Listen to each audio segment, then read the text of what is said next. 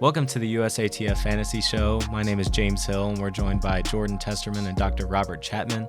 And today we're going to give you our expert analysis on how to best answer the 10 questions for the USATF Pick'em Pool at the Bermuda Grand Prix. Yeah, if you're not sure how it works, all you got to do is go to usatf.org/pick'em and log in, and you're going to be presented with 10 questions about this upcoming meet in Bermuda. And if you get the most questions right, you're going to win $1,000, so a lot at stake here. I guess with that, we're going to roll right into it. So the first question for the USATF Pick'em Pool for Bermuda is, in which round will the farthest jump occur in the women's long jump final at the 2024 USATF Bermuda Grand Prix? And your options are 1, 2, 3, 4, 5, and 6. Jordan, what do you think? So I like this question because at first glance, it seems like it's completely random, right? Like all 6 of these options have the same chance of being picked, but I think there is kind of a game theory optimal pick here. And I'm going to say round 1. My reasoning is, everyone's fresh coming into round 1. No one's going to be passing their attempt for round 1. So, I mean, if you just look at it from a probability standpoint, I think round 1 is probably the best pick, but I know just looking at you guys, you probably disagree with me. So, Dr. Chapman, what do you think on this question? Well, I think the other thing is you have to ask if we're going to follow typical protocol, which is everybody's going to get 6 jumps, or is it going to be that after the 5th jump, we're just going to have the top 3, and each of the top 3 is going to get one more jump? Yeah, I think we are doing the top 3. If I'm remembering the schedule right, they got a top 3 on the schedule for the broadcast schedule. So I think only the top 3 get that 6th round attempt. So it's another factor. Yeah. So obviously, just like like you said, Jordan, you would think a little bit of game theory here that people tend to pull out their best jump at the end, even though you might think they're a little more fatigued. They tend to get hyped up, pull out their best jump at the end. But if you're down to 3 competitors, now instead of having 7 or 8 people jumping, you only have 3. So odds are you might want to go with an earlier round there, trying to pick it. I'm always we've done these quite a bit throughout last year and this year, and I've always found that round 4, our jumpers tend to really pull out their best jumps in round 4. Typically on some of your Diamond League stages or your Olympic trials, you have 3 jumps, and then the top after that make the final for the final 3 jumps. And I think just some of that's ingrained into them. That's not how the Bermuda Grand Prix is going to work. But after 3 jumps, a lot of them are a little bit more passive. They want to jump and make sure they make that final round, get the additional 3 jumps.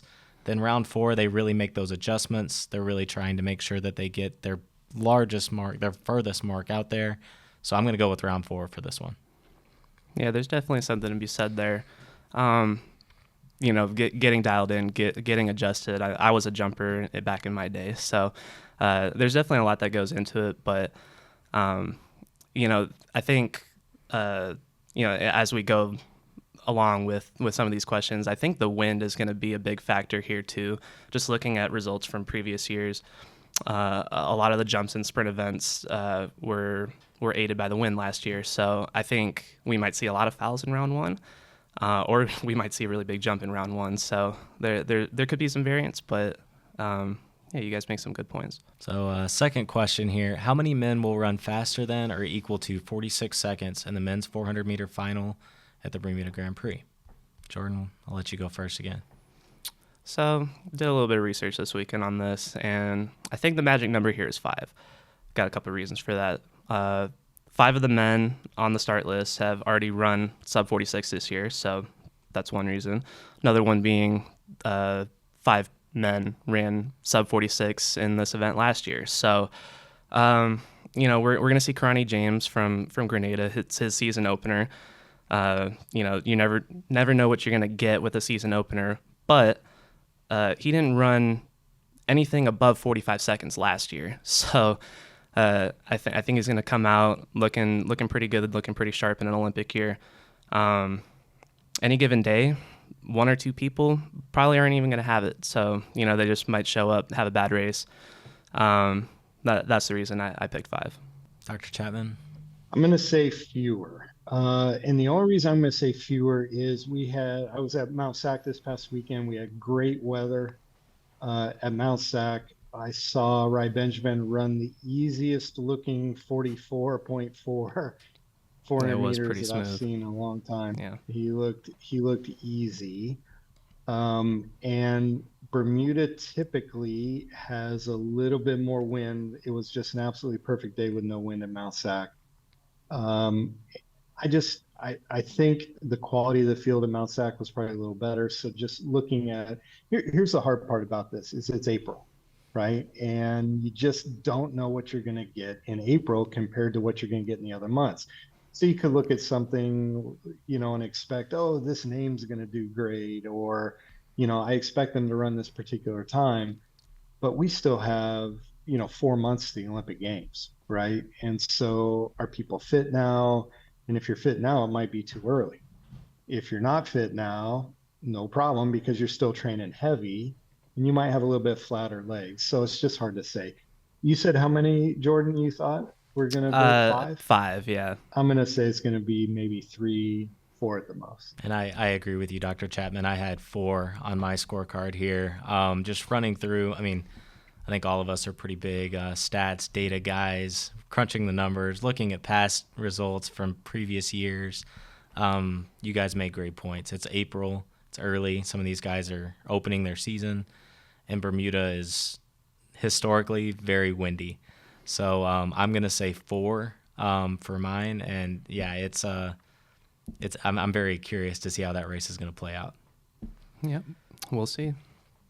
Next question, who will win the men's 100-meter final? We've got Noah Lyles, Aaron Brown, Kendall Williams, or any other athlete. Is this even a question? Yeah. We got to go Noah Lyles here. I mean, we're talking about the defending world champion in this event going up against a field that, quite frankly, they might not even make the Olympic semifinal. So I think he's the class of the field here. He was just on our podcast in Glasgow talking about how he gained 8 pounds of muscle over the off season. I mean, that right there. I mean, he looks scary this indoor season. 6:43 in the 60. I mean, I could go on and on, but yeah, I think Noah's the clear pick here. Yeah, Dr. Chapman, I feel like you're going to say the same, but I'll let you go. No, Noah is the clear pick.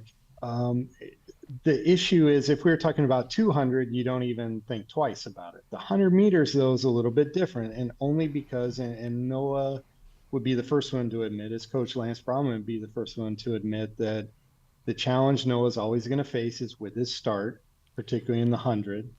We saw him get beat at the Worlds in the 60, largely because his start is still the weakest part of his short sprint game. He's been working really hard on that. The first 7 steps, hugely important, but I think you have to look at the rest of the field, right? It's not just Noah's ability in the 100, it's the rest of the field. And I think there's just such a big drop off after Noah. Nothing against Aaron Brown and the rest of the field, but I think he is by far the class.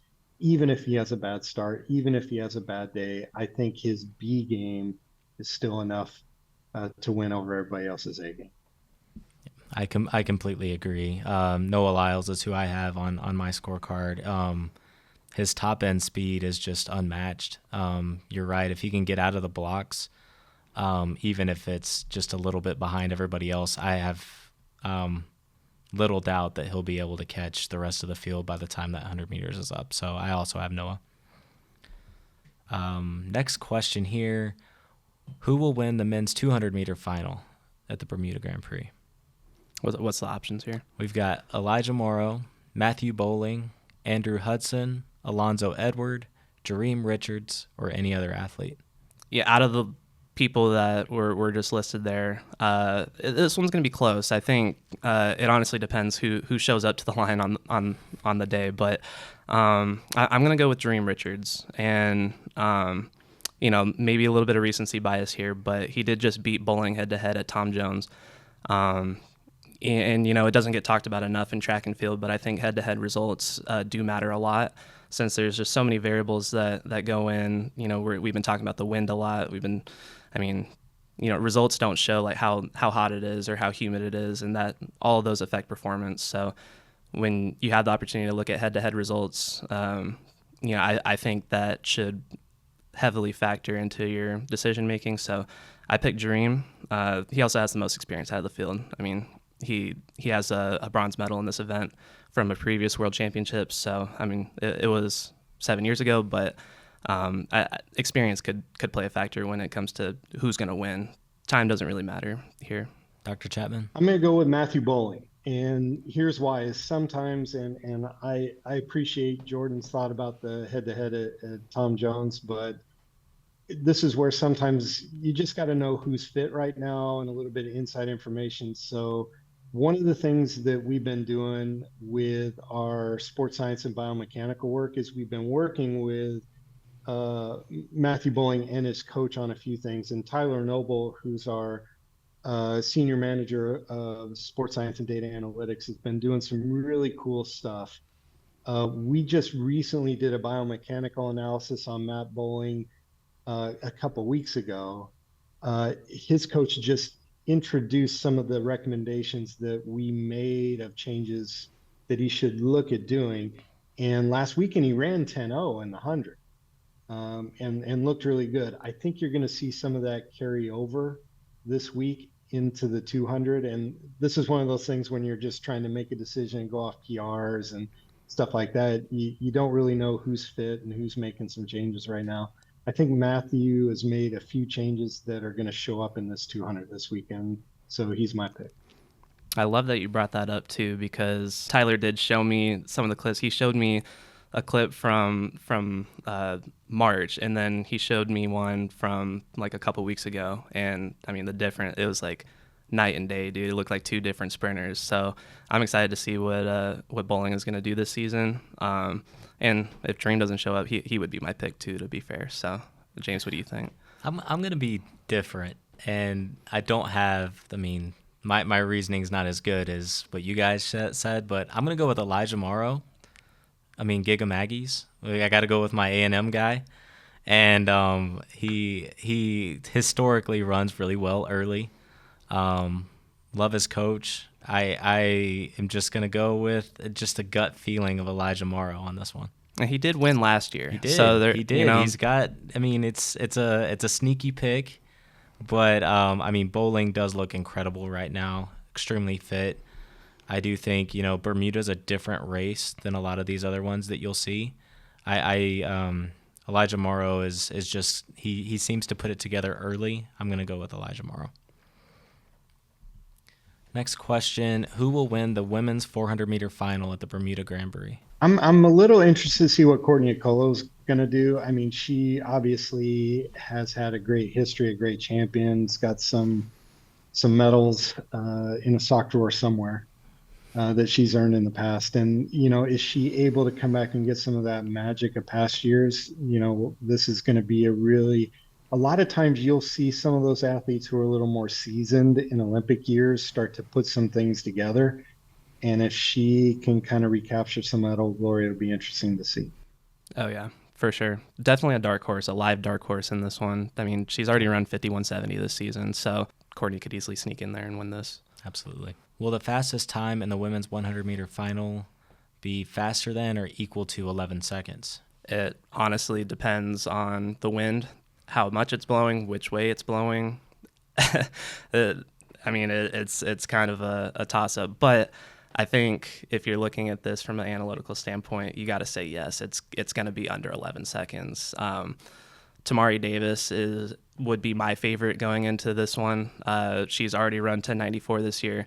She won this race last year with a 10.91. So it might be close, but I think with them running with the tailwind, it's probably going to be a fast time. I'll go under. So which way is the wind going to blow? Is it going to be a headwind or a tailwind? That's basically what you're doing as you're guessing on that. So if you go to 2 years ago, it was a significant headwind. It's like a 3 meter a second headwind. And then what was the wind last year?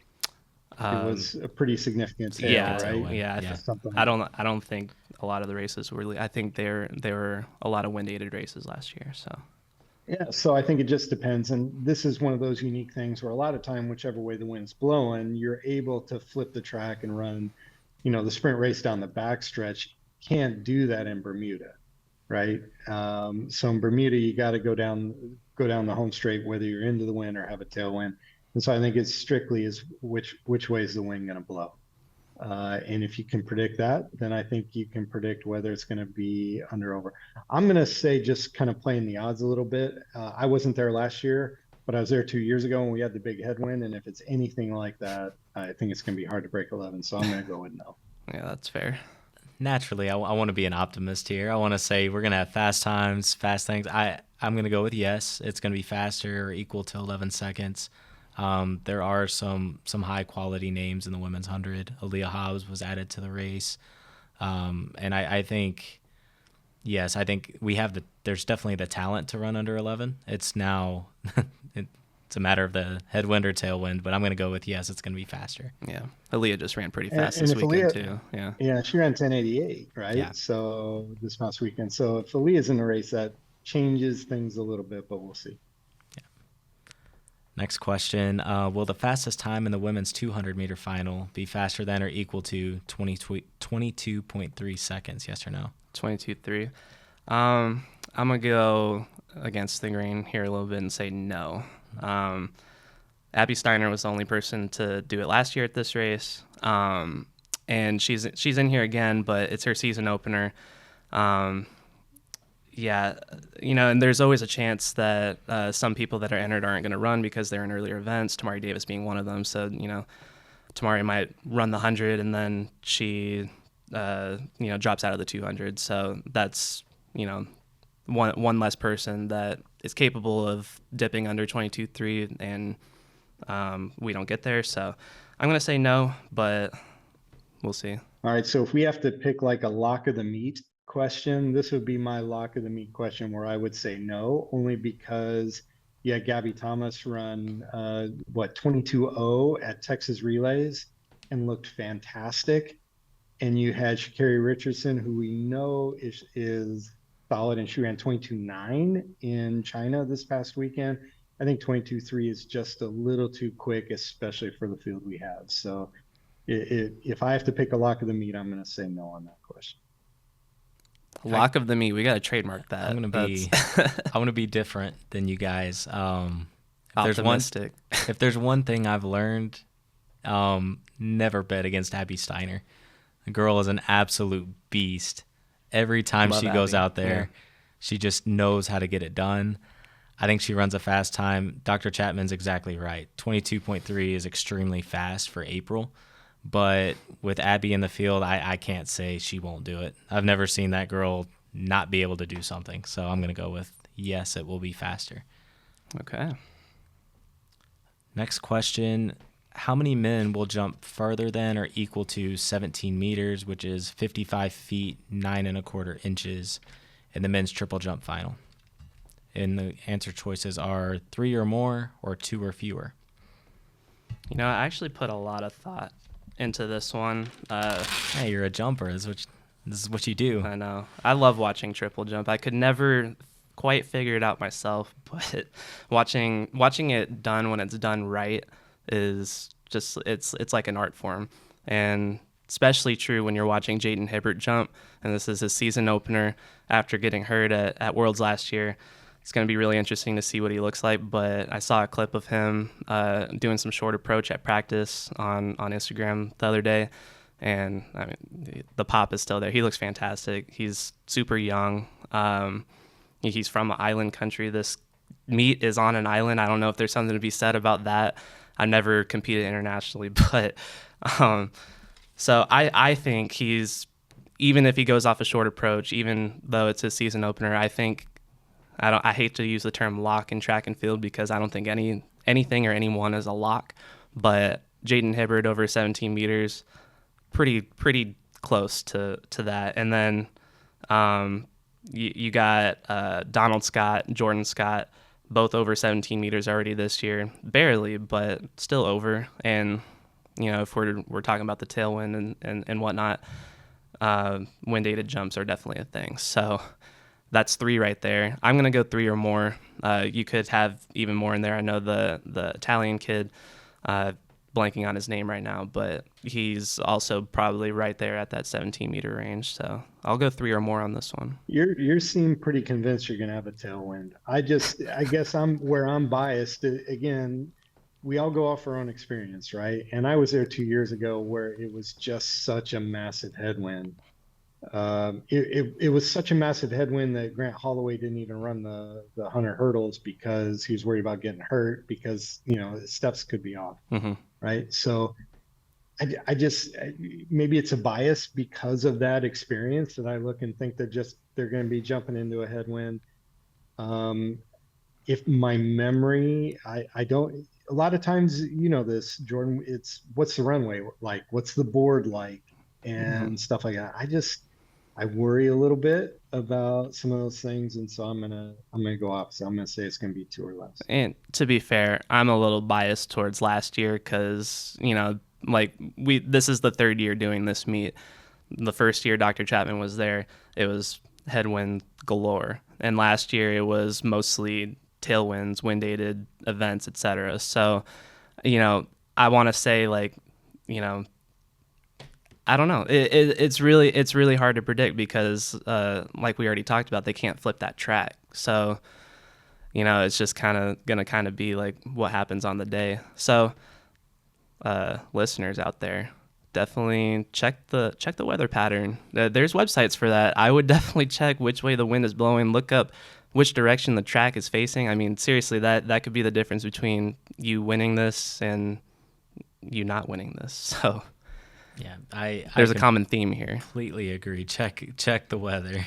If I could give any other advice, it'd be check the weather for this meet. I'm gonna say 2 or fewer. Jordan did a great job of highlighting who our field, and I think there's a lot of talent that's capable of that. But there are some challenges when you go to Bermuda. There's a difference in the board. There's a difference in the wind as a whole. It makes it really hard, especially in the triple jump, maybe even more than the long jump. Just getting that technique down when it's windy, it's pretty difficult. So I'm going to go 2 or fewer. I think it's very close. This is probably the closest one that I would say on the card, where it could go either way, but I'm going to say 2 or fewer. Next question, will every competitor in the women's 800-meter final run faster than or equal to 2 minutes and 5 seconds? Yes or no? I'm going to preface this by saying that they all probably should, but there's going to be at least one that doesn't. I'm going to bring up the wind again. Swirling winds aren't really conducive for, good times in lap races. So, we're talking about an 800 here. Yeah, I mean, and there's a chance that, someone DNFs too, and that would count as, not all the competitors ran 205 or faster. So there's just a lot of things that could happen, and I just think somebody is going to mess it up. And so I'm going to say no. Ditto. Yeah. Not much more to say. It's no, there's not much more to say. The only thing I'll say is if I could have a second lock, this might be my second lock, is saying no here just because something's going to happen. Somebody's going to blow up and be over 205. I think that one's your easy second lock, is to say no there. I completely agree. There's going to be somebody. Also, the field, you're not really looking at somebody that's going to try and push the pace to go out super fast to kind of bring that field and bring everybody along with them. I think, to both of their points, somebody's going to mess it up. Unfortunately, I would agree with you guys and say no as well. Last question. Will the fastest time in the men's 110-meter hurdle final be faster than or equal to 13.3 seconds? Yes or no? I think this line is off a little bit. Just looking at the strength of the field, I think 13.3 at this point in the season is going to be too fast. Even if there's a tailwind or a headwind, honestly, I don't even know what the ideal conditions would be for the 110 hurdles, because I hear, I'm not a hurdler, but I hear that you actually don't want a strong tailwind because it's going to push you closer to, each hurdle. And, the hurdles is all about rhythm, more so in the 400 hurdles, but in the 110s, it's, hurdle, 1, 2, 3, you know, like, you know, you got to get those 3 steps in. And I mean, like, we don't have Grant Holloway here, but like if he was here, like, and there was a strong tailwind, he would be probably the main person being hurt by a strong tailwind, because he's already so strong and powerful and fast that he's already like creeping up on those last few hurdles as the race progresses. So, you know, looking at the field that we have here, I just think the field is a little too weak to hit 13.3. Damian Thomas is the best returner from last year. He ran 13.38 with a 4 meter per second tailwind last year. So, yeah, I think this is a pretty easy no as well. Yeah. So who made the lines for this? Admittedly, it was me, but I was having trouble coming up with some questions here, and yeah, the 13.3 is a little off, but yes, this is the Vegas in me, right? So I grew up in Vegas, and you know, setting lines is hard. It's not an easy thing to do. You know, a lot of times it's just your first flat guess of what, you know, hey, what's the wing time going to be in 100? You just got to make a guess, right? And so I think you're right. I think the line's a little off here, and I think slower is a good play. Yeah, and since I haven't used my lock of the meet yet that was coined by Dr. Chapman, I think I'm going to use it here and say no as well. I think the line's a little off. Again, to Jordan's point, it's really hard to run hurdles in windy conditions. Doesn't matter which way it's blowing. That just messes with your rhythm. You're going to start brushing up against hurdles, start chopping your steps. So I'm gonna use my lock here and say no. But I bet you there's going to be a lot of people that say yes, because, you know, people aren't going to do the deep dive. People aren't going to look at, you know, past results and, you know, season's best, all of that. They're not going to look at that. They're going to look at 13.3 and be like, oh, well, I'm used to, you know, the winning time being 13.1, 13 flat, 12.9. But, you know, they're not looking at the start list. They're not looking at all the things that we're looking at. So I bet next episode when we go over the results of these and see, you know, what percentage of America thought that, you know, this would be faster than 13.3, I think it's going to be higher than you guys think. No. So in the games theory of if you're trying to win the contest, I think the most important question is the very first one, right? Because you got 6 rounds. And so you got 6 different options. It's like if you can hit that first question, you got a pretty good shot, you know, to be in the money. Yeah. Right. Because the rest of them are, you know, there's definitely one side I think that tends to be a little bit of a favorite over the rest. So I think it comes down to if you can nail that, if you're going to spend some time trying to dig in and really make sure you feel good about a pick, is trying to pick that long jump question of which round's going to have the furthest jump. And if you hit that one, you got a pretty good shot. Right, you might be splitting with some people, right? Because it's whoever's got, there's 10 questions, right? And yeah, so if you get them, be split. Yeah, if there's no one with a perfect card and there's 3 people that get 9 correct, then they'll split the prize money 3 ways. So that's how that works. So I think that's going to end up being the hardest question, right? Is that first one on which round's going to be the furthest? Is it men's long jump? Women's long jump. Yeah. Women's long jump, right? So I think that's going to be a tough one. If you can nail that, I think you got a pretty good shot. Agreed. Yeah. I agree. That's the moneymaker question. Got to get the rest right too, but yeah. That one will definitely help set you apart. Absolutely. Well, thank you guys for listening. Please join us at usatf.org/pick'em to see where to sign up and for additional rules and regulations. We'll be back here for the Los Angeles Grand Prix in a couple weeks. We'll go through all of our analysis, see who made correct picks and who missed the mark a little bit, and then we'll also talk to. Is he pointing at me? He's pointing at himself. Oh, I only get better as the season progresses, mind you. Yeah. We'll see. The more information for me, the better. These early season meets, they don't really matter. Yeah, I'm going to drop you guys like third period French. Oh. And the trash talk begins. Hopefully we're paying you guys throughout the meet, and hopefully you join us back for future episodes. So thank you guys for listening.